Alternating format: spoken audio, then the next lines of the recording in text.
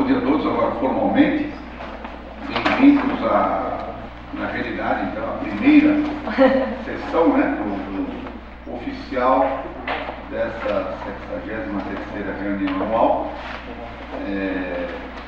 da SBPC. Nós começamos hoje, segunda-feira. Eu sou Aldo Malavaz, secretário-geral, coordenador da reunião, e estou aqui para apresentar o professor Renato Janino Ribeiro. Aí eu, conversando lá fora com o Renato, falei: Renato, como é que eu vou apresentar você, irmão? Primeira coisa, eu estou aqui porque sou amigo do Renato. Nós somos, na verdade, colegas da Universidade de São Paulo. Eu, aposentado, ele ainda resiste na universidade. E o Renato é uma das pessoas que eu conheço.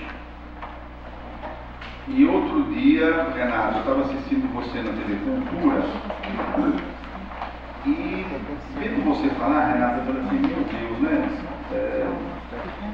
Embora eu seja totalmente agnóstico, eu falava assim, a minha genética me deu boas características, por exemplo, espaciais, mas não me deu verbalização. Você é, Renato, a pessoa que eu conheço que verbaliza melhor os seus raciocínios. Você já se deu conta disso? Eu assistindo você, eu falei: o Renato fala bem, ele consegue. Vocês vão assistindo durante a conferência, não há nenhum tipo de hesitação em nenhuma frase que o Renato diga. Você nunca hesita em nenhuma coisa que você fala. Você já percebeu isso? Seria interessante você. Todo mundo hesita em alguma coisa, o Renato não hesita, é muito interessante. Deixa eu falar um pouquinho da vida dele. O professor Renato Janino Ribeiro é professor titular de Ética e Filosofia Política lá da USP.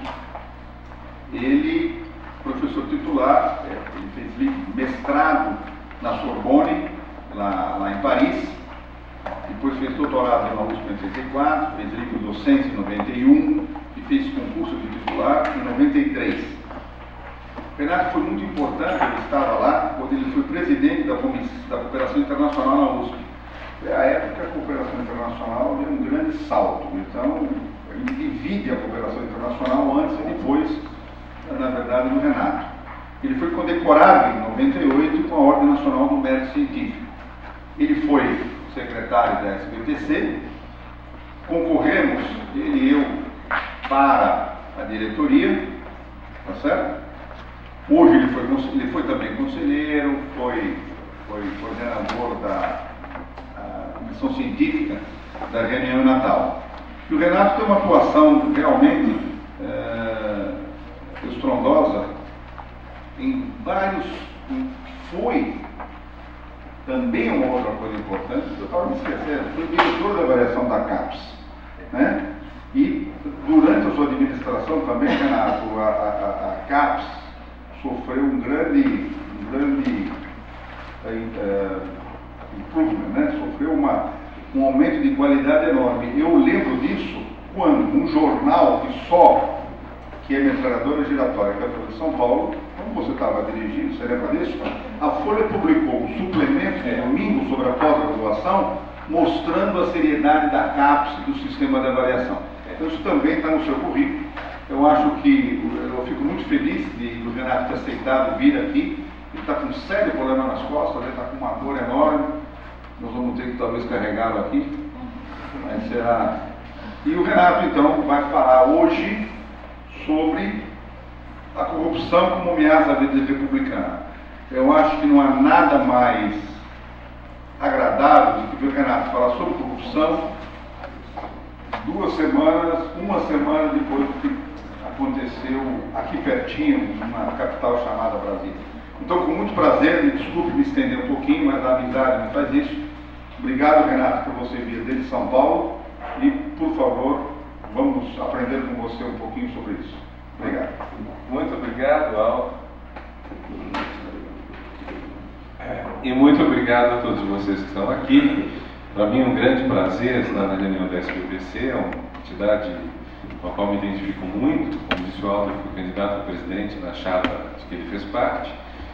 Ele foi eleito ou não, mas a minha, por assim dizer, derrota foi tão pequena, foi um número tão pequeno de votos, além disso, uma das raríssimas eleições que houve 3 candidatos, que a gente se sente bastante honrado, bastante feliz de ter participado desta empreitada juntos, e a gente tem conservado a amizade. O Aldo, para quem não sabe, entre a coisa mais curiosa para quem é leigo, é saber que ele tem uma fábrica de moscas, fabrica moscas em Petrolina. Então, quem quiser comprar moscas, ele faz desconto, remete via Sedex, eventualmente Zipra. A gente pode, não, na verdade, isso é uma maneira de você eliminar pragas, né? Você faz moscas que, cruzando com moscas que estão infestando lavouras, você liquida as moscas que estão infestando. Mas uma fábrica de moscas não tem uma coisa mais linda do que isso, é maravilhoso. Então, agora vai fabricar mosquito, e depois não sei o que mais a vida vai lhe reservar. E, bom, mas enfim, questão quando fui convidado, deram liberdade para escolher o tema, eu pensei num tema que tem dois aspectos muito importantes. Primeiro, a nossa discussão política no Brasil hoje, em boa medida, é tratada em torno da questão da corrupção. É raro discutirmos outra coisa sobre os políticos que não a corrupção. Por que vamos votar, por exemplo, contra a Dilma em 2010, fazendo um retrocesso no tempo? Por que o PT foi corrupto no governo? Vi muita gente dizendo isso. Era o grande argumento contra. Por que, e por que o PT, como o PT se defendia? Todos fizeram isso também. Então, todos são corruptos. A corrupção é toda. Tirando a candidata Marina, dos candidatos de maior chance, vamos dizer, não houve nenhum candidato que não tivesse alguns problemas, ou, se não ele, pessoas ligadas a ele que tivessem isso. Então, a discussão sobre corrupção no Brasil é muito, muito candente, muito frequente. O problema disso é que a corrupção, quer dizer, o político ser honesto deveria ser simplesmente um requisito, não deve ser um diferencial. Quer dizer, eu me sentiria muito mais à vontade escolhendo entre um candidato liberal, ou seja, mais de direita, e um candidato socialista ou mais de esquerda, ambos honestos, do que votando num deles porque ele é honesto. Ou mesmo, eu diria, num deles porque ele é competente e o outro é uma desgraça total do outro termo de competência. Então, a nossa discussão política acaba ficando nos meios e não nos fins. Na honestidade, eventualmente na competência, mas raras vezes entrando na questão o que nós queremos. Um simples exemplo. O que a política liberal faria em termos de prefeitura, Estado ou União? Primeiro, reduzir impostos, assim para que as pessoas não tenham que pagar muitos impostos. Reduzir também uma série de gastos públicos. Não tem o Estado, de um ponto de vista liberal, que dá bolsa comida, que dá uma série de vantagens, talvez até mesmo educação gratuita na universidade. Não tem. O que o Estado tem é deixar as pessoas com dinheiro suficiente para que elas comprem a comida que querem, para que elas escolham a escola que querem, para que utilizem o transporte que querem. Esse é o espírito liberal puro, vamos dizer. Não se trata de ser um espírito contra as causas sociais, isso é uma balela. O espírito liberal puro é, em vez de eu ter, por exemplo, um imposto que faz que tantas pessoas do Brasil recebam uma cesta básica, cujos componentes não me agradam, não me apetecem, não são do meu prazer, eu terei esse dinheiro e comprarei o que eu quiser com isso. Lembrem que quando, no começo do governo Lula, se pensou em dar um auxílio, o que acabou resultando na Bolsa Família, havia a ideia de proibir o gasto desse dinheiro numa série de coisas, inclusive biscoito com recheio de morango. Então, vamos dizer, do ponto de vista liberal, isso é levar o delírio ao quadrado ou ao cubo. Quer dizer, que importância tem se eu quiser gastar isso no que eu quiser gastar? Do ponto de vista liberal, então, nós teríamos menos impostos, mais incentivo, mais empreendedorismo, ou seja, as pessoas seriam incentivadas a empreender, a tomar iniciativas, a tomar a vida delas nas mãos, quer na vida pessoal, quer na vida empresarial. Do ponto de vista mais de esquerda, você teria provavelmente mais impostos, mais tributação, mais preocupação em ter certas distribuições padrão, então, por exemplo, quantas calorias, quantas proteínas as pessoas precisam por dia, você dá isso, etc. Grosso modo é isso. A gente pode discutir mil coisas nesse vai e vem. Proibir a terceirização do fumo é liberal ou é social? Depende. Terceirização do fumo eu chamo. Eu fumo e vocês aspiram o fumo que eu estou fumando. Estou terceirizando as doenças do fumo. Do ponto de vista liberal, e o argumento liberal nesse caso é bom, ninguém tem o direito de determinar se eu fumo ou não fumo. Mas nenhum liberal minimamente consequente, minimamente racional, isso também não é tão frequente, esse tipo de gente, mas nenhum liberal consequente ou racional pode justificar que eu faça vocês fumarem sem terem vontade o meu cigarro. Sabe? O cigarro que eu estou fumando, os outros fumarem. Mas, em suma, essa preliminar é só para dizer que existem valores importantes. Na nossa sociedade, os dois grandes valores são: vamos incentivar cada pessoa a empreender o máximo possível, ou vamos incentivar o valor da solidariedade. E desenvolver os dois. E podemos, inclusive, fazer mix. Em certos casos, você pode misturar um e outro. Agora, corrupção e competência deveriam ser pressupostos. Deveriam estar nos dois lados. Quando em São Paulo, no ano 2000, Marta Suplicy derrotou o candidato do ex-prefeito Paulo Maluf, então, para quase toda a população, para uma boa parte da população paulistana, era a luta do bem, Marta Suplicy, mas poderia ser outro nome, contra o mal, que era a corrupção que muitos identificam ao candidato Paulo Maluf. É uma pena ter isso. É uma pena. Seria melhor, foi mais fácil para a Marta ganhar as eleições lutando assim. Mas é uma pena que nós deveríamos ter realmente candidatos que pudéssemos todos eles considerar como pessoas respeitáveis. Mas isso posto, como a corrupção hoje é um problema sério no Brasil, vamos tratar dela. Corrupção, eu defino 3 épocas diferentes de corrupção. Isso é a corrupção no mundo antigo, a corrupção antiga. Corrupção é uma palavra que, para aqueles que trabalham nas áreas biológicas, faz todo sentido. O que é a corrupção? É a corrupção do corpo. É a doença que nele se inscreve e a putrefação que toma conta dele depois de morto. Corrupção, inicialmente, é simplesmente isso. Os corpos se corrompem, os corpos físicos se corrompem. Então existe a corrupção, antes de mais nada, dos corpos vivos, mas disso se estende também a corrupção dos astros, a corrupção de outros órgãos, que vão perdendo a sua juventude, a sua pujança, e vão se desfazendo à medida que rumam para a morte, ou que, passada a morte, são devorados, refeitos, passam a servir de alimento para outra coisa. Corrupção, antes de mais nada, é isso. Por extensão, os antigos falam em corpo político. Uma cidade, um estado, uma república, uma monarquia, é um corpo político. Então, se é um corpo, então esse corpo também se corrompe. O Brasil é um corpo político. O estado de Goiás é um corpo político, a cidade de Goiânia é um corpo político, por aí vai. São corpos políticos.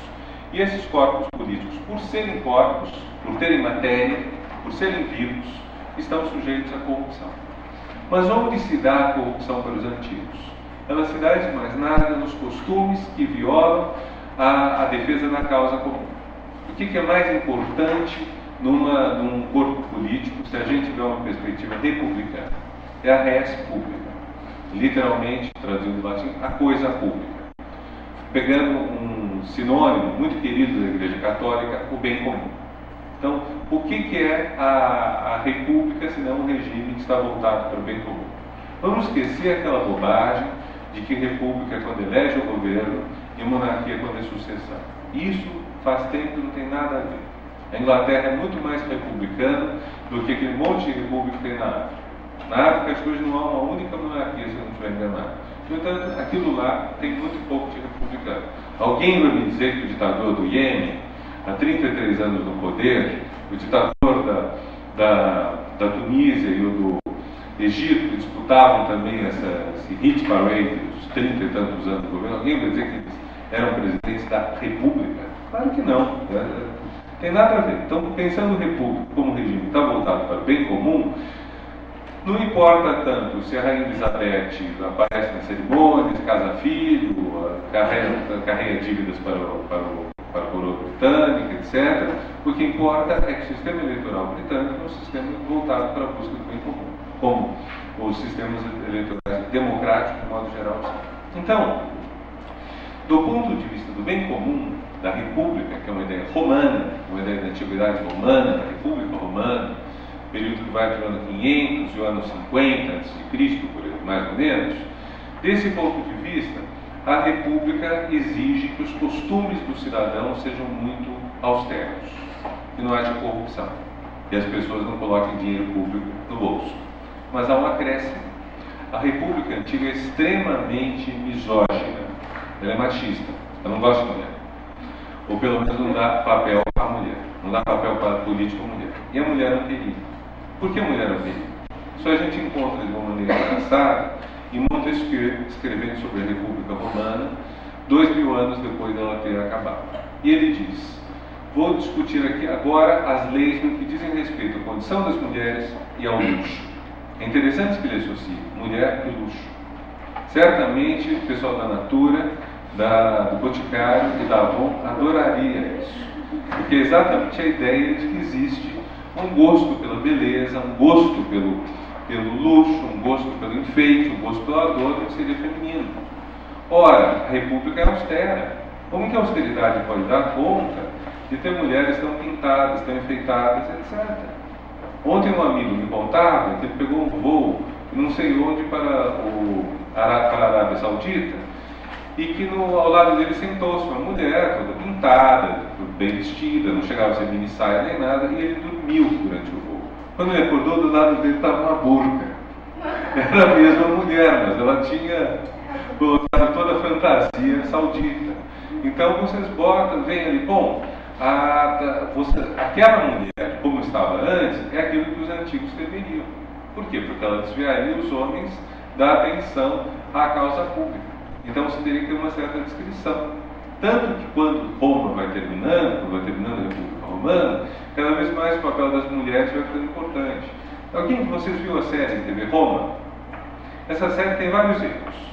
Um deles é transformar a mãe de Otávio Augusto em prostituta ou em prostituta no sentido usual do termo, mulher leviana, mulher da vida. Ela não era nada disso. Mas o personagem dela é exatamente o personagem que é um perigo para a República. Porque a República quer uma austeridade. Ora, qual o problema da corrupção antiga para nós? É que nós adoramos a corrupção antiga. A sociedade moderna chama a corrupção antiga de liberdade do indivíduo. Então, uma mulher se enfeitar, eu acrescentaria, creio que a Natura gostaria disso também, um homem se enfeitar, por que não? Qual o problema disso para a sociedade? Em que medida isso está ameaçando o lar social? Se a gente vê o número enorme de gays que estão aparecendo na novela das 8, que é uma proporção muito maior que o percentual de gays na população brasileira, mas se a gente vê o número de gays que estão lá, algum deles ameaça a sociedade, são eles que ameaçam a sociedade ou é o banqueiro ladrão? O banqueiro ladrão que é todo macho. Então, esse homem todo macho, que poderia talvez ser o próximo romano, ele é muito mais perigoso para a sociedade do que, enfim, o enfeite. Então, essa ideia de corrupção antiga, para nós, não vale mais nada. No entanto, até o começo do século XX, ela ainda é, muitas vezes, retomada. Não está tão longe de nós. Ele está presente no mundo islâmico, não no sentido de defender a República, mas no sentido de entender a mulher como perigosa, o enfeite feminino como perigoso. Então, essa é a corrupção antiga. Vamos passar à corrupção moderna. A corrupção moderna é o furto. Apenas, em vez de ser o furto, vamos dizer, do bem privado, é o furto do bem comum. Em vez de alguém furtar, um de dentre vocês está se furtando a sociedade, está se furtando o erário. Não é à toa que quando a gente quer criticar um político corrupto, o sinônimo disso qual é? Ladrão. O político ladrão. O que ele faz? Ele rouba. Vejam, com isto, nós temos uma liberdade de costumes admirável. Conquistamos isso. Aquilo que a corrupção antiga proibia, que era a liberdade de costumes, nós conseguimos assegurar. E esse é um grande ganho. Porém, por outro lado, nós passamos a pensar a corrupção não como algo que ameaça o corpo político, não como algo que faz mal para a sociedade, e sim como algo que é, de certa forma, não é diferente de um furto qualquer. Em vez de furtar o bem de um de vocês, está se furtando um bem que é vagamente de todos nós. Então, se formos 200 milhões de brasileiros, e alguém furtar 1 bilhão de reais, está furtando 5 milhões cada um de nós. Mas a corrupção não é só isso.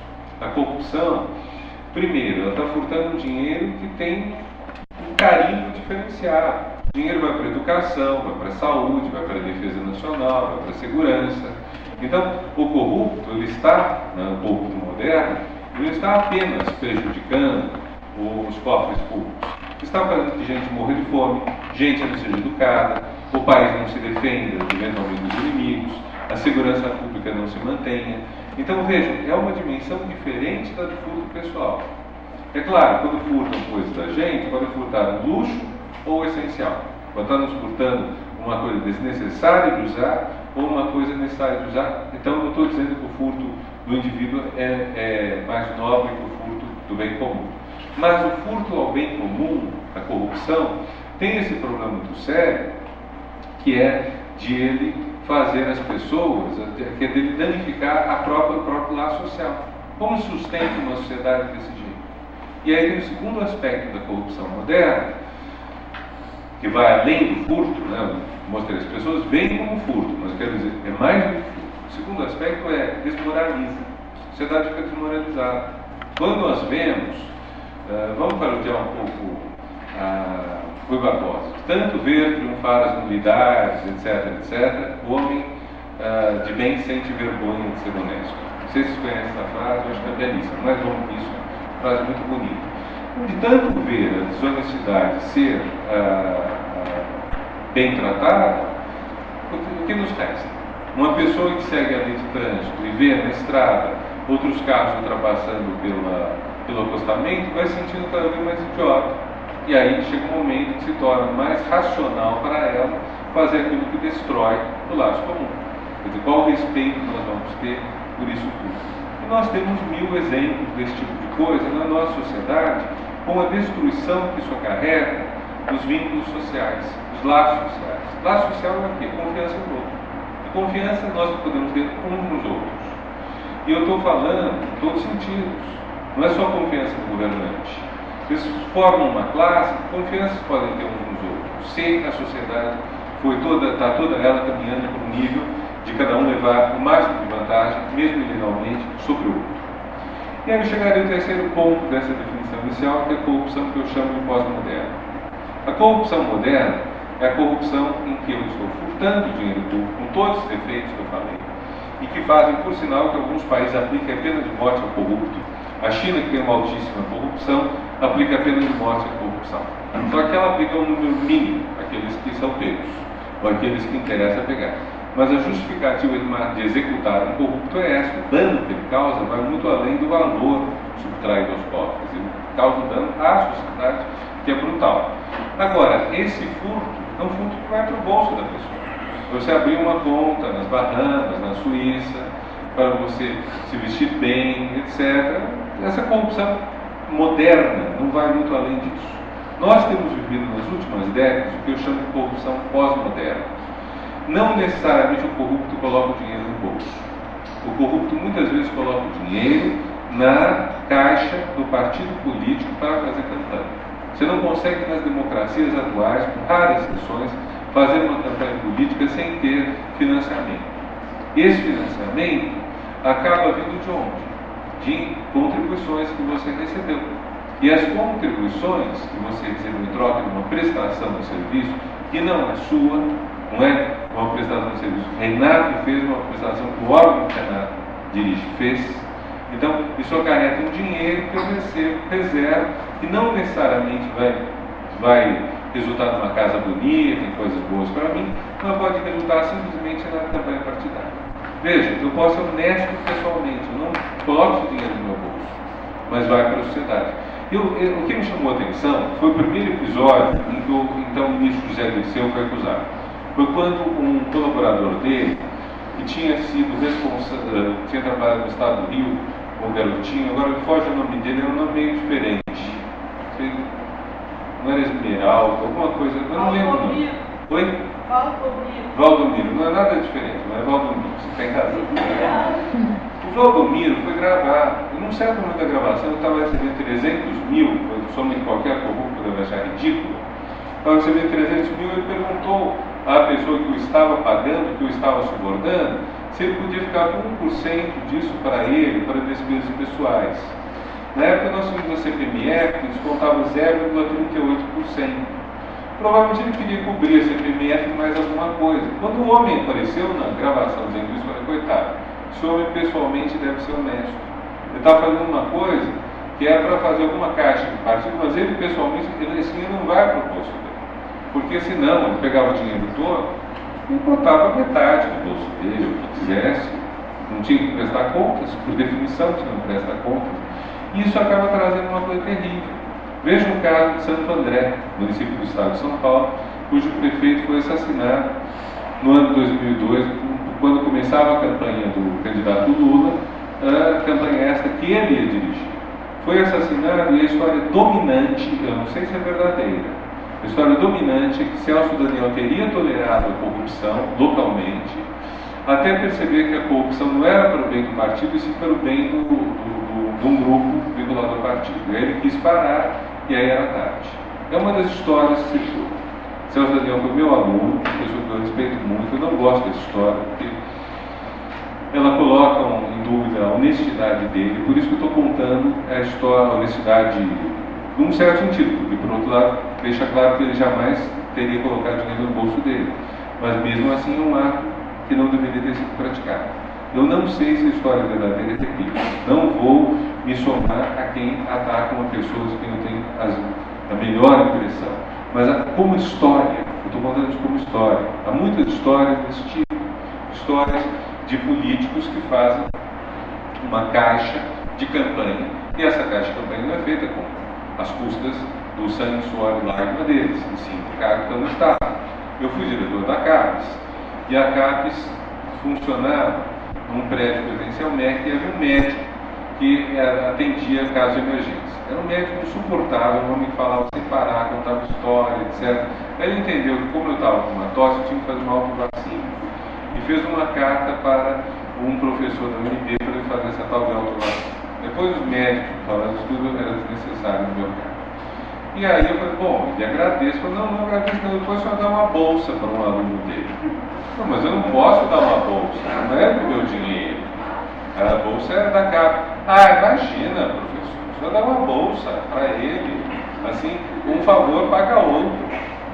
Era um favor para a minha pessoa, ia ser pago com dinheiro público, nunca mais aparecer no sujeito. As questões dele nunca mais viver, o que aliás foi também muito agradável, muito chato. Mas vocês vejam, esse tipo de mentalidade, isso é corrupção pura. Quer dizer, então nós temos isso, estão tentando resolver. Temos 3 tipos de corrupção com os quais a gente pode lidar. A primeira corrupção é uma ex-corrupção. Não nos interessa mais, hoje, adotar regras que digam que as mulheres devem se vestir de tal ou qual maneira. Vou pegar aquela mocinha da Unibanco, a Geise Arruda. Ela foi lá com uma roupa que eu acho provocadora. Eu acho que quando você aparece na frente de centenas de rapazes com uma micro saia e, além disso, com uma rampa que mostra muita coisa que está embaixo, então você se sujeita a eventuais reações. Mas, evidentemente, isso não quer dizer que ninguém tivesse direito de estuprá-lo, que aliás ninguém tentou fazer. Agora, seja como for, embora eu ache que ela fosse inoportuna, que ela tenha feito essa coisa, não sei se por leviandade ou de propósito, qual foi o objetivo, não tenho a menor ideia, o fato é que não há nada que proíba isso. Se quer fazer isso, a escola pode eventualmente dizer, não está adequado, os colegas podem dizer, não é... há tais e tais problemas. Agora, em termos antigos, isso seria um delito sério, ela poderia ser punida seriamente. Então esse é um tipo de questão que deixou de estar no nosso horizonte. Então as pessoas vão se vestir, as pessoas vão ter os costumes que quiserem, isso vai causar problemas sérios, sobretudo de ordem sexual, porque quando surge uma atração sexual muito forte, uma pessoa às vezes faz questão de provocar, essa atração sexual pode causar seja reações, seja sofrimentos nas outras pessoas, mas não é o nosso ponto. Nosso ponto é, isso deixou de ser corrupção, passou a fazer parte da liberdade pessoal. Nós estamos entre as 2 outras corrupções, entre a corrupção furto e a corrupção que eu chamei de pós-moderna, que é a corrupção em que nós tentamos garantir que o poder se mantenha a si próprio. Então, ou que o partido que está no poder consiga se reeleger, e aí nós temos de tudo. Nós temos muitas coisas problemáticas. Então, isso como primeira parte. Segunda questão que eu queria colocar é a questão que diz respeito especificamente ao partido que cresceu no Brasil como partido por excelência da ética, que é o PT. Partido no qual eu votei muitas vezes, votei também em alguns candidatos dele na última eleição, então não quer dizer que eu seja contra esse partido. Mas esse partido cresceu como sendo um partido que representava os valores éticos, expulsou membros dele porque não teriam sido éticos, criticava os outros partidos porque não seriam éticos e fazia uma fusão muito forte entre a justiça social e ética. A injustiça social, a desigualdade extrema, a existência da miséria seria, como de fato é, uma coisa extremamente antiética. Da mesma forma, seria, como de fato é, muito antiético você receber suborno, propina, favorecer grupos, aliar-se com o rebotalho e por aí vai. Bom, o problema é que esse partido no governo começou a agir de maneira diferente. E, embora pouco tenha sido provado, nós temos pelo menos uma acusação que foi endossada por um ministro do Supremo, nomeado pelo próprio presidente Lula, e que está sendo endossada também pelo Procurador-Geral da República, o próprio presidente Lula nomeou. Então, acredito que em algum momento os réus do chamado mensalão serão levados a julgamento e é possível que algum deles seja condenado. O que me choca, o que me chocou, e eu até escrevi a respeito, foi ver há poucas semanas que os crimes deles iriam prescrever e, portanto, não seriam condenados. E o que eu escrevi foi, bom, o PT sempre fez comissões de ética próprias que às vezes eram mais exigentes do que os tribunais. Por que não esse caso? Por que não fazer uma comissão de ética que apure esses casos, talvez até com pessoas externas ao PT, mas que não vão fazer um uso político partidário contra o partido em função disso, mas que procurem ver se esses candidatos, se essas pessoas de fato agiram antieticamente ou não, isso não importando tanto se está na lei ou não, porque a lei pode proibir, pode permitir coisas que são antiéticas. Existe muita coisa que a lei permite, mas que não é ética. E às vezes certas pessoas, para serem éticas, têm que violar a lei, como é o caso célebre de Antígone na Antiguidade Clássica. A filha de Édipo enterra o legislador morto, apesar do rei ter proibido, sob pena de morte, que fosse enterrado aquele rapaz que tinha lutado contra Tebas. E ela faz questão de fazer isso. E é o primeiro, vamos dizer, o primeiro texto que nós temos na história de alguém que, por razões éticas, enfrenta o poder de Estado. E eu acho curioso que seja uma mulher que tenha essa coragem de ser a primeira a enfrentar o poder de Estado, porque o poder de Estado está sendo antiético e existe uma ética diferente, ou dos deuses, ou da consciência, que faz lutar contra isso. Então há uma questão aí, que é uma questão que acho que nós não podemos, mesmo que tenhamos simpatia pelo PT, ignorar o volume de corrupção que foi denunciado e que, infelizmente, o ex-presidente da República, por todos os méritos que ele teve, um dos maiores presidentes que nós tivemos, infelizmente, o último ex-presidente, o presidente Lula, foi muito leniente, foi muito complacente com essas questões. Ele não foi uma pessoa que tenha exigido apurações até o fim, etc. A atual presidente parece, nesse ponto, ter um nível de exigência maior diante de ministros corruptos ou acusados de séria corrupção. Ela já obrigou 2 a saírem do cargo, o segundo a questão de dívidas, né? Então, mas de qualquer forma nós temos um problema aí. Um tempo atrás, discutindo com um amigo meu, que sempre votou no PT, o que não é meu caso, ele atacando o PT pela corrupção, e eu dizendo para ele, bom, eu nunca esperei tanto assim do PT, eu nunca acreditei tanto no PT, a ponto de esperar que ele fosse tão melhor que os outros partidos, por isso eu posso achar que ele é melhor. E aí ele disse, mas você está falando isso por quê? Porque os outros também fazem corrupção? Exatamente. Eu falei, bom, mas os outros não me interessam. Eu nunca votei nos outros, eu votava no PT porque o PT era o partido que prometia não fazer corrupção. Que o PMDB, que o PFL, que o PSDB tenham corruptos, isso não me choca e não é o que me preocupa. O que me preocupa mesmo é o partido ao qual eu dediquei anos e anos de minha fé está fazendo isso. Eu gostei muito desse comentário. Eu acho que às vezes a gente tem que ser mais crítico com aqueles que a gente gosta. A gente tem que ser mais exigente em relação àqueles de quem a gente se sente mais próximo.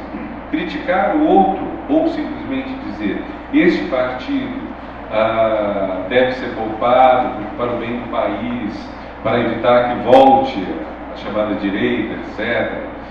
Eu tenho uma colega que eu respeito muito, Marilena Chauí, que fez uma declaração que circulou muito no YouTube no período eleitoral, que dizia que se o candidato Serra ganhasse as eleições, a democracia brasileira estaria em risco. Fiquei chocado com essa declaração. Então não há democracia no Brasil, só um partido pode ganhar? Então qual democracia é essa? É o que a Regina Duarte disse há 10 anos. Se o Lula ganhasse, a democracia brasileira estaria em risco. Pode estar.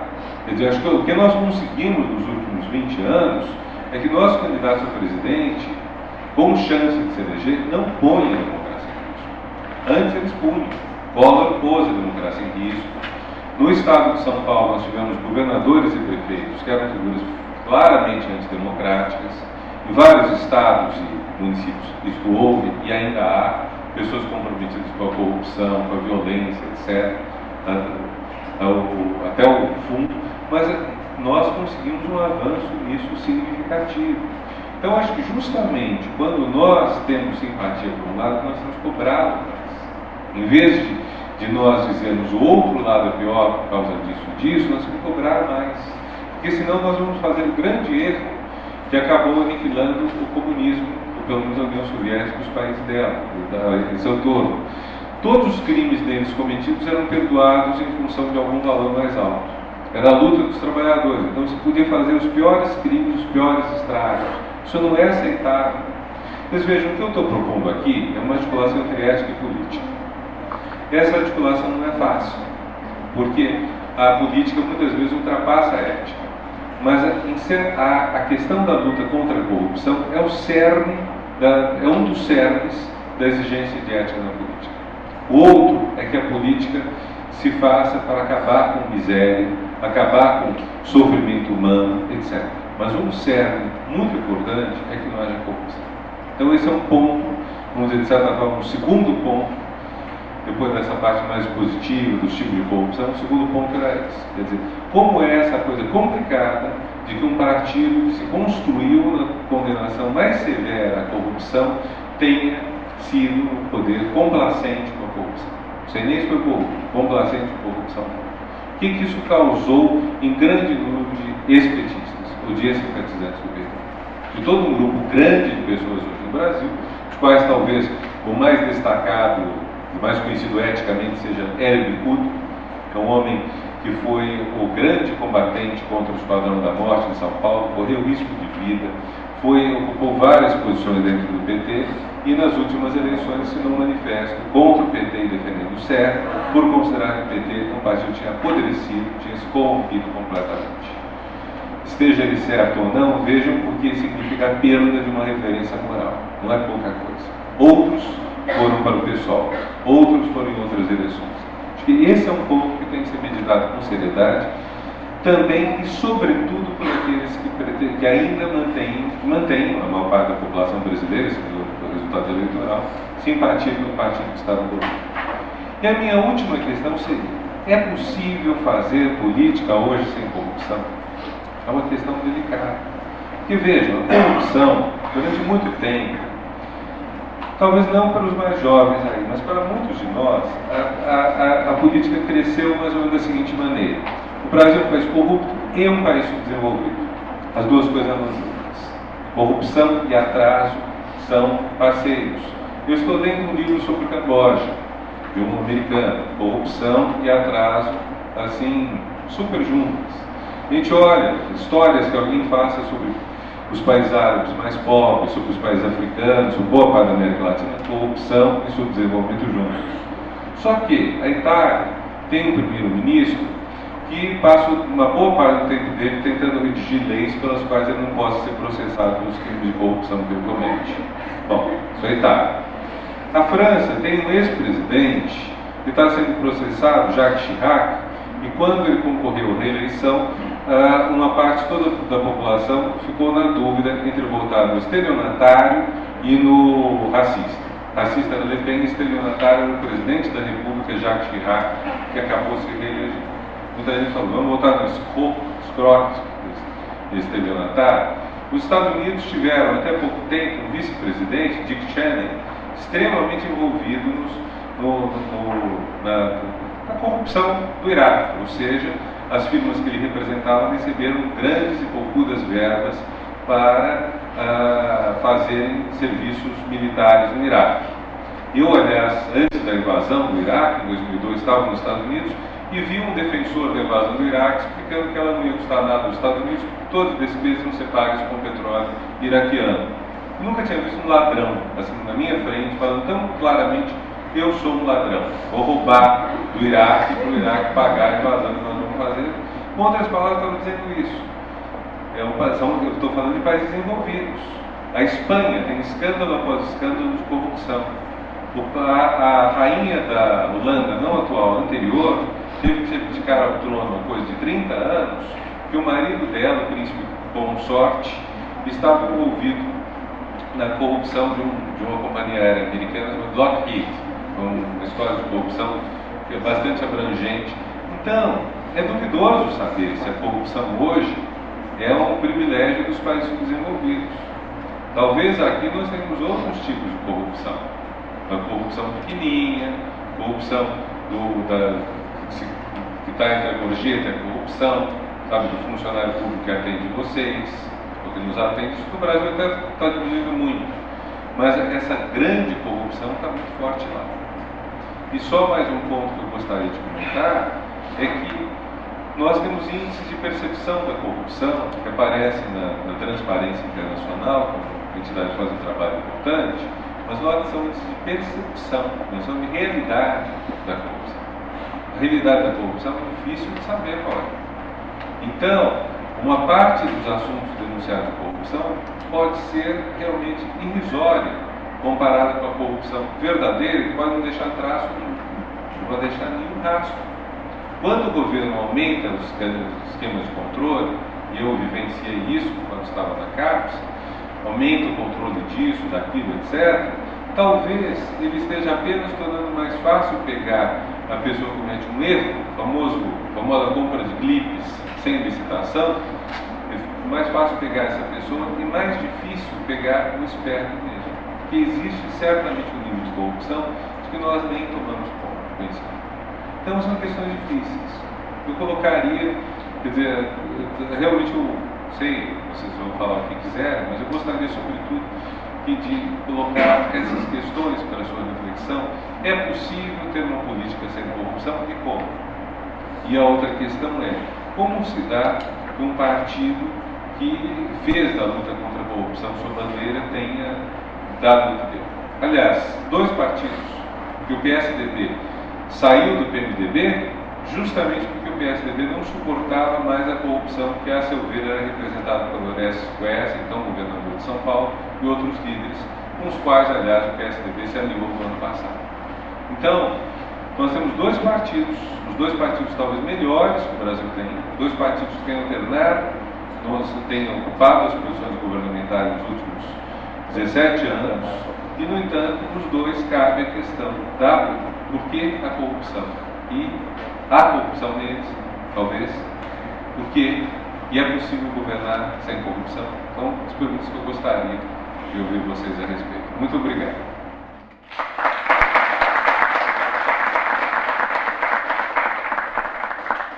Obrigado, Renato. Eu queria começar, se vocês permitirem, vamos abrir para a discussão, são 11h15, temos até meio-dia para ficar aqui conversando com o Renato. Renato, eu tenho uma impressão, quando você menciona a pequena corrupção, deixa eu dar uns exemplos. Por exemplo, quando você é parado no trânsito, por excesso de velocidade, e você chega para o guarda rodoviário e dá quando você dá um documento, você já põe R$50 para ele liberar você, né? Quando você toma uma cervejinha para tirar o processo que está sendo analisado, o processo está aqui embaixo para fazer isso. A sua percepção, de novo, o fato de eu ter vivido muito fora do Brasil, eu vivi num país, por exemplo, o Suriname, que é um dos países mais pobres das Américas, mas com uma colonização holandesa. Eu não senti essa pequena corrupção. Agora veja, você acha que existe alguma coisa, por exemplo, essa pequena corrupção que não existe isso na Alemanha, não existe nos Estados Unidos, essa pequena corrupção, essa minha percepção está correta? Você acha?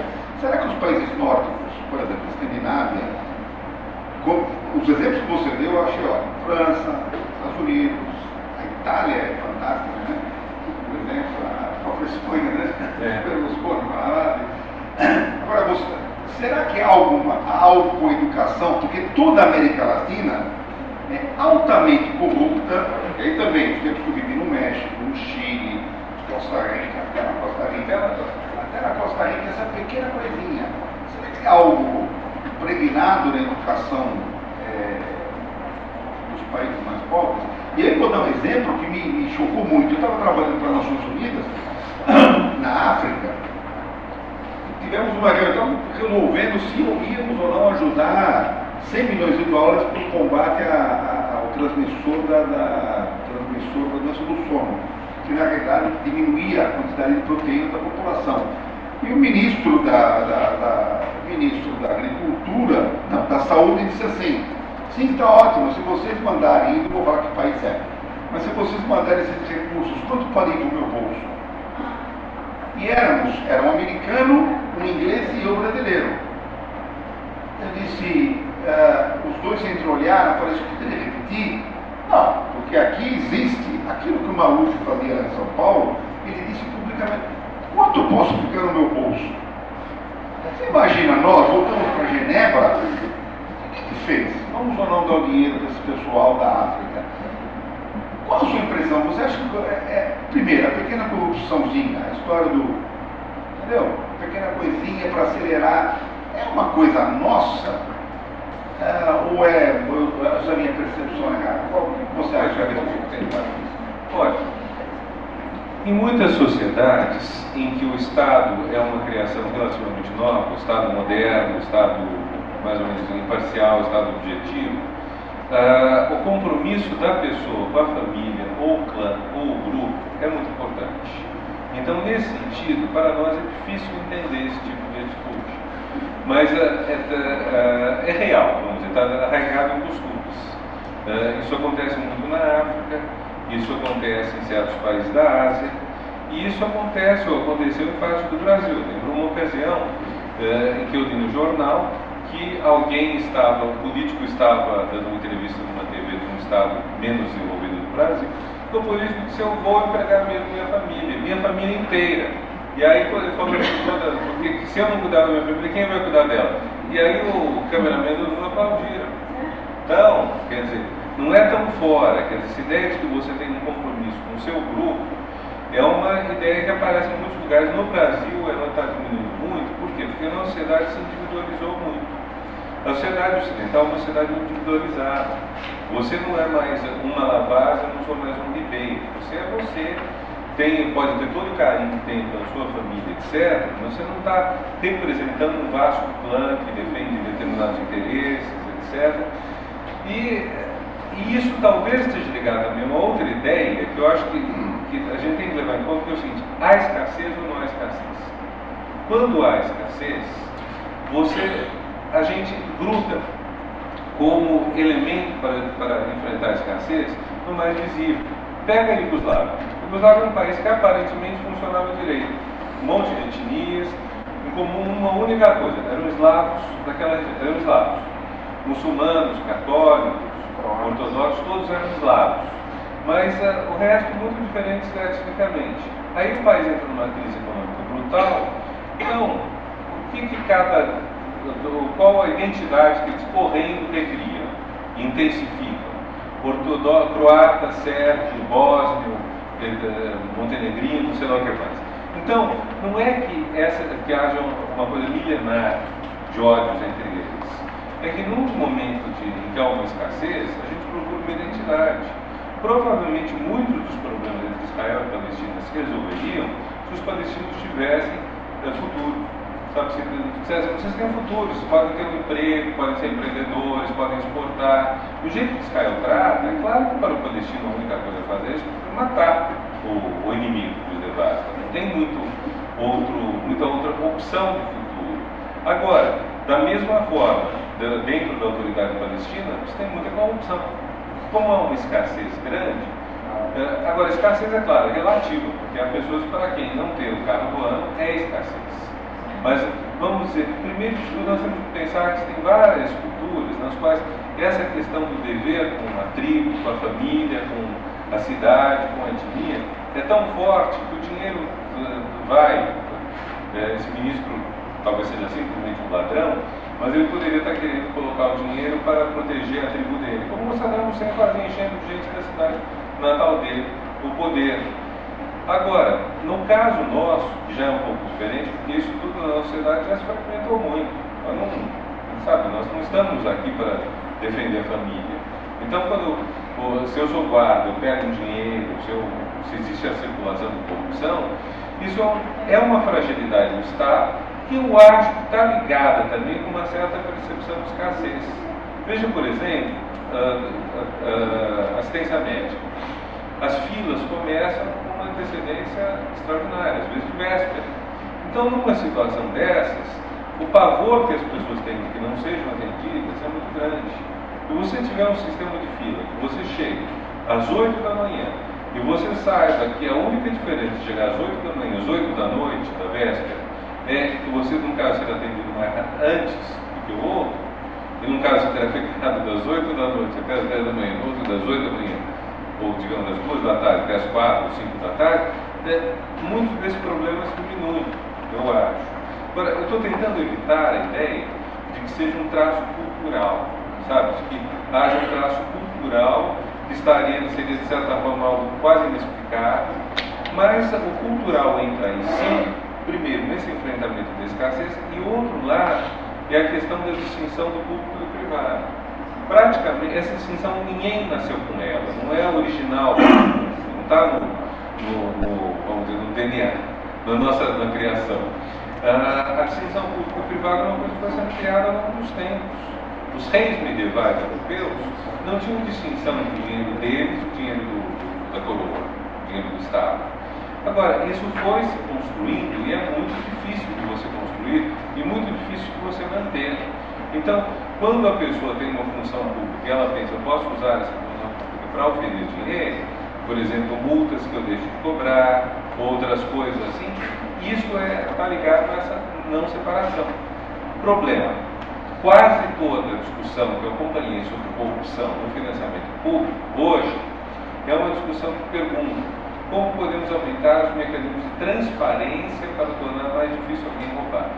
Pouquíssima discussão diz como vamos melhorar a educação para ninguém querer roubar. E aí eu acho uma grande distinção.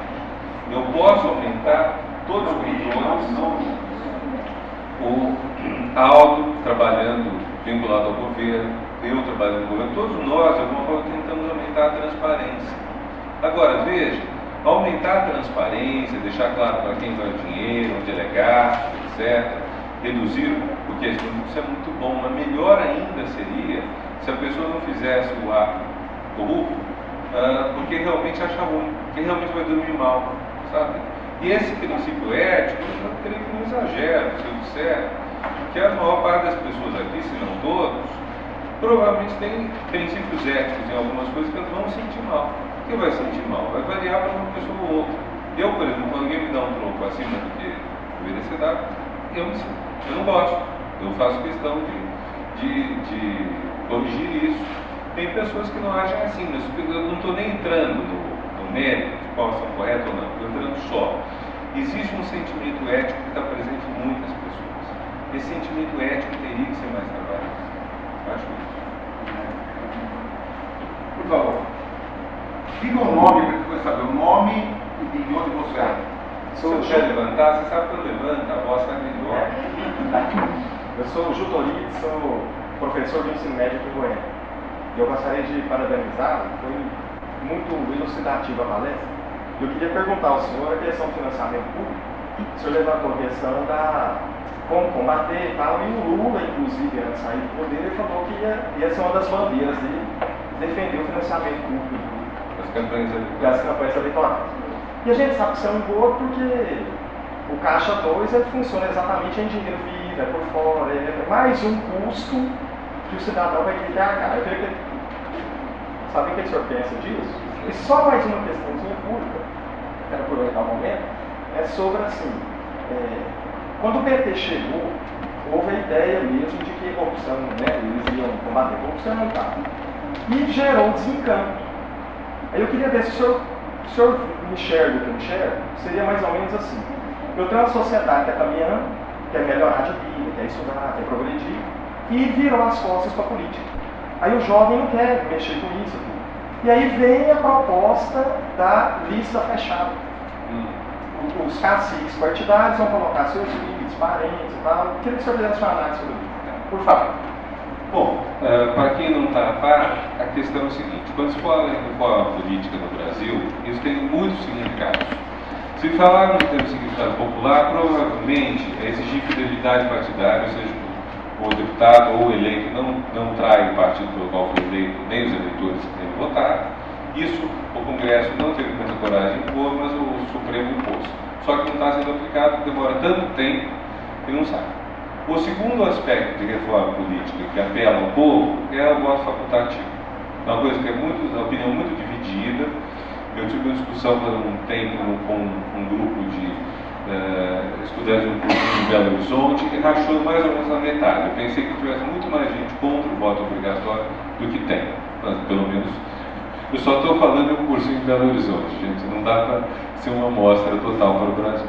Agora, quando a gente fala em reforma política, do ponto de vista dos políticos, o ponto principal é a corrupção estaria muito ligada ao financiamento privado das campanhas. Como nós podemos fazer para reduzir a corrupção nas campanhas eleitorais? Nós temos que terminar com uma coisa que é fatal, que é o amigo se tornar inimigo do amigo. Hoje o que acontece? Vamos supor, por exemplo, que dois candidatos concorrem pelo PT e os dois têm um perfil parecido. Um se chama Florestan Fernandes, é um grande intelectual, um grande sociólogo. O outro se chama Francisco Defort, é uma pessoa que está presente no PT há muitos anos. Essa história é de 1986 que eu estou contando. Os dois concorrem e não há espaço para os dois, porque os dois estão disputando os mesmos votos, os mesmos eleitores. Resultado, inimizade. Ou vamos pegar um deputado muito bom do PT, eleito no 82, chamado Djalma Bom, metalúrgico de São Bernardo. Aí, em 86, um outro metalúrgico de São Bernardo concorre, chamado Lula. E ninguém mais vota no Djalma Bom. Todo mundo vota no Lula, todos os eleitores petistas. Eu discuti longamente com uma amiga minha e falei: gente, você admira o Djalma Bom, você vai votar no Lula, está eleito e vai fazer o outro ficar fora. Resultado, você cria conflitos. Isso é o que o nosso sistema, o voto em lista aberta, causa. Esse é o grande problema. Acrescido de outro, que é o seguinte: como cada partido pode lançar um número de candidatos, se não me engano, superior a de vagas no Legislativo, no Câmara Municipal, deputados estaduais e deputados federais, então você passa a ter com facilidade 1.000 ou mais candidatos a deputados. São Paulo tem mais de 1.000 candidatos a deputado federal, mais de 1.000 candidatos a deputado estadual. Portanto, a campanha a propaganda na TV é ridícula, sem a Hello Goodbye, né? Não tem muito mais do que isso. A rivalidade entre pessoas do mesmo perfil dentro não é só dentro do partido, são as pessoas que têm o mesmo perfil dentro do partido. O partido não pode lançar duas pessoas de catalão. O mesmo partido lançar duas pessoas de catalão, a chance de um querer matar o outro é enorme. Talvez o catalão não consiga eleger dois deputados pelo mesmo partido. Então, isso daí vai causando problemas sérios, e há duas saídas para isso que têm sido cogitadas. Uma é a saída que o PSDB apoia, que é o voto distrital. O voto distrital tem várias vantagens. Primeiro, a gente sabe exatamente quem foi eleito pelo distrito Goiânia 3. Vamos supor que Goiânia eleja 3 deputados federais, sei lá, quantos elegeram. Então, o distrito Goiânia 3, você sabe quem elegeu. Eventualmente, os eleitores de Goiânia 3 poderiam até fazer um recall, fazer um abaixo-assinado, se 20% dos eleitores ou 15% quiserem tirá-la, então poderia fazer. E aí é detalhe, se teria segundo turno ou não, o voto distrital, porque o voto distrital pode ter segundo turno, não há problema nenhum. Então, quer dizer, se houver 10 candidatos e o mais votado tiver 15%, por que não ter um segundo turno entre os dois candidatos? Então, esse é o esquema. Problema do voto distrital. O grande problema dele é que, conforme você recorte os distritos, você falsifica demasiado a representação. Quer dizer, se em Goiânia 3, 95% votarem um candidato do PT, então há 45% votos a mais do que eram necessários e que se tornaram inúteis, não são aproveitados para nada. E há 5% que votaram contra o PT que também não são representados, porque esses votos não geram cadeiras. Inversamente, se a gente tiver, vamos dizer, em Recife 7, o candidato não houver segundo turno, o mais votado tiver 15%, os outros 85% não estão representados. Então esses são os problemas do voto distrital, que é o defendido do PSDB. A grande vantagem é que no limite você pode fazer campanha de casa em casa. Então, barateia muito a campanha. Contra isso, o PT lança a ideia de voto em lista, não exige reforma constitucional, o voto distrital exige. O voto em lista seria mais fechado. Então, em vez de nós, porque hoje quando nós votamos, eu voto, digamos, no PSB. O PSB teve tantos votos que dão ele direito a 13 deputados. Então, ao mesmo tempo, ao votar no PSB, quase todo mundo que votou no PSB escolheu um deputado. Então, esses deputados formam uma lista, formam uma ordem, e os 3 mais votados serão os deputados do PSB. Então, o povo decide, os partidos e o povo decide os candidatos. Os problemas são, você tem uma circunscrição eleitoral muito vasta, que o Estado não tem, os amigos se tornam inimigos, etc. Contra isso, o que o PT propõe, e que é usual em muitos países do mundo, é que o próprio partido indique já a ordem da lista. Então, se o PT eleger 3 deputados, você já sabe quem são os 3. Se ele eleger 7, você já sabe por que são os 7. Problema nisso, manipulação, como você disse. Alternativas a isso. Obrigar a eleição primária, talvez, dentro dos filiados ao partido, a definir essa ordem. Estabelecer alguns outros critérios, talvez, não sei quais. Sabe? Tem até gente que propõe alternar sexo, o que garantiria na prática a metade de mulheres no parlamento. Porque se você tiver que colocar um homem, mulher, exceto no caso de muitas vitórias ímpares e de uma regra de sempre o homem começar, a presença da mulher no legislativo aumenta muito. Agora, o problema também disso é o seguinte, nós estamos acostumados a um outro sistema muito tempo. Eu acho que mudar isso, eu não sei o quanto isso é bom. Eu confesso a vocês, eu gosto do sistema brasileiro, eu gosto do sistema atual. Não acho bom, eu concordo com todas as críticas. Talvez devamos adotar um desses outros sistemas. Dificilmente vamos ter maioria parlamentar para adotar um deles sem um grande acordo do PT-PSDB. Dificilmente. E os dois estão extremamente radicais, cada um defendendo o seu. Não sei muito como fazer. Agora, no que tange a corrupção, os dois sistemas pretenderiam reduzir a corrupção. Porque a campanha se torna local, com o risco da gente eleger deputados piores, porque se a gente eleger deputados distritais, imaginem só o que pode ir para o Congresso, sobretudo nos grotões do Brasil. E nenhum dos sistemas impede que haja caixa 2. Quer dizer, o fato de você ter financiamento público não significa que não haja financiamento privado, mesmo que você proíba. Não impede, porque você não tem como controlar. Então, eu volto um pouco à questão. Eu sempre fui favorável ao voto obrigatório, eu estou começando a gostar do voto facultativo pela seguinte razão. As propagandas que os tribunais eleitorais fizeram nas eleições do ano passado, eu achei brilhantes, às vezes um pouco exageradas, mas muito bem feitas. Exageradas como? Quando dizem que o eleitor é quem manda no eleito. Só mentira, deslavada, sabe que não é nada disso. Então, coitado, antes fosse. Mas eu achei interessante porque eu fiquei pensando por que o Tribunal Eleitoral faz isso e não os partidos. Se o voto fosse facultativo, eu, do partido da esquerda, utópica, eu teria que provavelmente ir à TV, utilizar meu tempo para dizer, gente, é importante votar, vale a pena votar, votando no PEU vocês vão mudar o mundo. Do jeito atual que é, todos nós sabemos que somos obrigados a votar. Olhamos o mal menor. Alguém nos indica, para deputado estadual, esse cargo mais inútil, beleza? Deputado estadual tudo obedece a governador. Não sei como é aqui em Goiás, mas no Espírito Santo você tem 30 deputados estaduais, sabe quantos são de oposição? 0, nenhum. Então para que deputado estadual? Quer dizer, precisa ter, mas eles são totalmente inúteis, então ele nem sabe o que vota. Então, é uma coisa... Vamos fazer mais um estado no Pará. Dois, né? Mais dois Dois estados do Pará. Então, nós temos uma coisa aí que é muito complicada. Então, talvez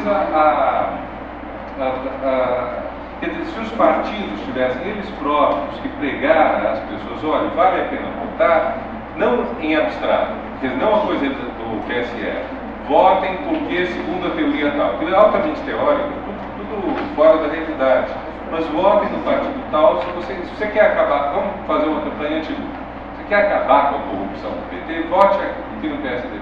Tem uma campanha, então, que diria, vote e vote no partido tal. Ou, se você quer continuar a redução da desigualdade, a melhora da condição de vida, etc., não deixe de votar, vote no PT. Vamos supor, seriam campanhas em que o próprio partido assumiria a responsabilidade de convencer as pessoas que vale a pena votar. Nos Estados Unidos, quando tem eleição, os partidos fazem levantamento, vamos dizer, negros, votam mais nos democratas. Então, há um forte mano a mano junto aos negros para que eles vão votar. Não é só para que eles votem no Obama. Vão votar e votem no Obama. As duas coisas muito bom também. Quem mais quer falar? Diga.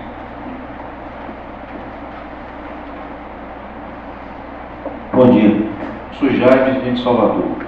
Eu vi que você tentou correr um pouco da questão quando o professor levantou o sentido do traço cultural que seria brasileiro, a questão da corrupção. Eu também entendo que não é uma questão de gênero e de origem nossa.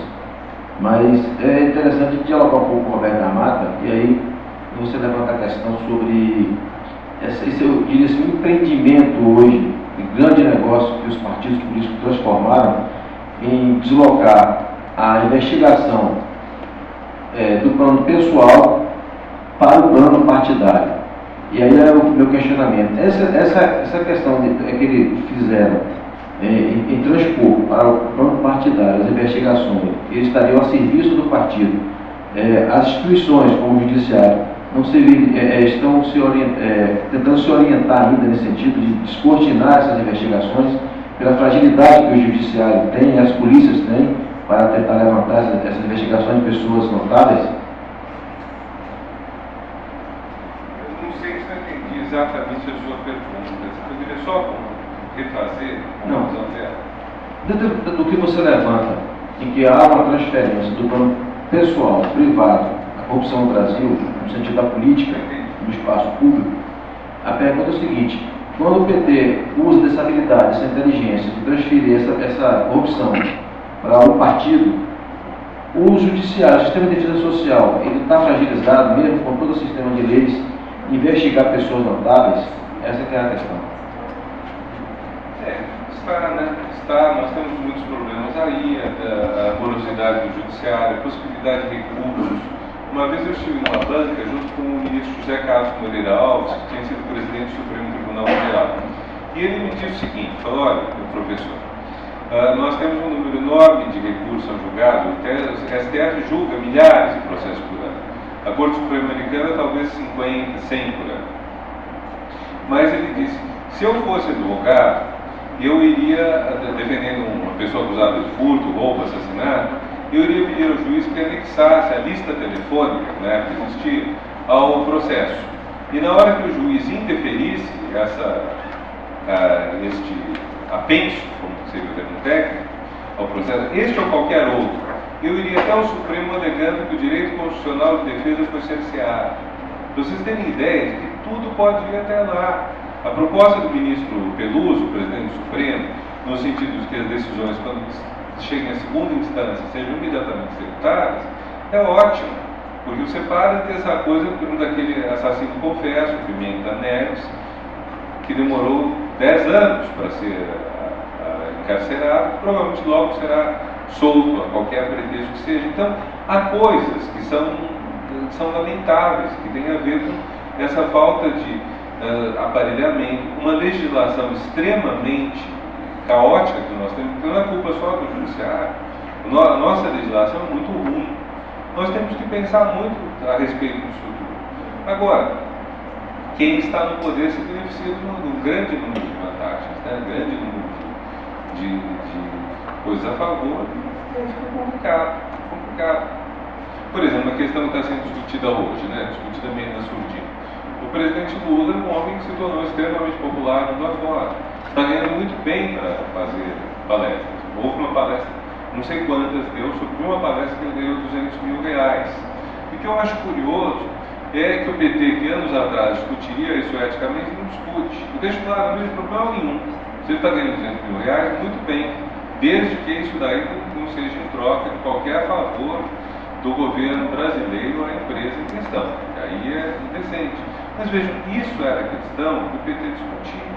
Quando o Palocci renunciou, o secretário-geral do PT, Eloy Pietá, publicou um artigo dizendo que o nível de vida do Palocci não era compatível com os valores do PT. Então, e foi ridicularizado o secretário-geral, dizendo que o senhor está um pouco atrasado. Não é bem assim. Mas quer dizer, acho que eu achei a discussão ser levantada aí oportuna. Como eu não sou filiado do partido, não me sinto com obrigação em relação, não tenho nem que tomar posição sobre isso. Mas eu acho que há questões que colocam aspectos éticos são importantes. Você colocou o aspecto judiciário, também é importante. Mas eu acho que o silêncio ético no Brasil sobre questões relevantes, ou a vontade de aprofundar pouco, é muito complicado. Outra coisa que a gente vê, que eu vi muito no governo Fernando Henrique, cada acusação de corrupção nos fazia incluir duas. Então, não lembro o que aconteceu, se foi a acusação de compra de votos para a reeleição, que aí, para abafar a CPI, um dos partidos da coligação governista da época exigiu, sei lá, dinheiro para um banco, sei lá o quê. Quer dizer, o Léo falava, gente, está num absurdo tão grande. E quando você denuncia corrupção, você aumenta a corrupção, em vez de diminuir. Então, são questões que são difíceis e que exigem um trato. Por exemplo, quando surgiu essa história da criação de 2 estados que seriam escavados do atual Pará. Então, quer dizer, criar mais 2 cargos de governador, de vice, 48 deputados estaduais, 16 deputados federais, 6 senadores, não sei quantos secretários, Tribunal de Contas, Tribunal de Justiça, gente, isso é um escândalo. Um escândalo. Eu abri uma petição pública no site de petição pública, a última vez que eu olhei tinha 4 mil assinaturas, isso é totalmente inútil, porque vai ser feito o plebiscito, esse negócio vai passar, nós vamos pagar a conta, e em vez de criar um desenvolvimento novo, aqui, vocês estão ouvindo o tempo todo falar em biodiversidade. Biodiversidade é uma coisa fabulosa. Então, por que não pegar as regiões mais subdesenvolvidas e não utilizar, não enriquecer com biodiversidade, em vez de empobrecer com deputados e ministros, e juízes e tudo mais? Isso é lamentável. Eu acho que são coisas que a gente tem vivido e que o país é muito... Isso talvez seja um ponto crucial, que as pessoas têm uma sensação muito grande de revolta com todo esse bando de ações horríveis, e ao mesmo tempo a sensação de que essas revoltas não resultam em nada. Não adianta nada que essa sensação acontece. E tem que mudar. Obrigado. Júlio, não, seu nome? Jair. Educação, o Renato já deve estar um pouco cansado, eu queria agradecer a presença de todos, agradecer ao professor Renato por ter vindo aqui a Goiânia dar essa presente conferência e convidamos você para continuar agora à tarde assistindo às nossas outras atividades. Muito obrigado, Renato.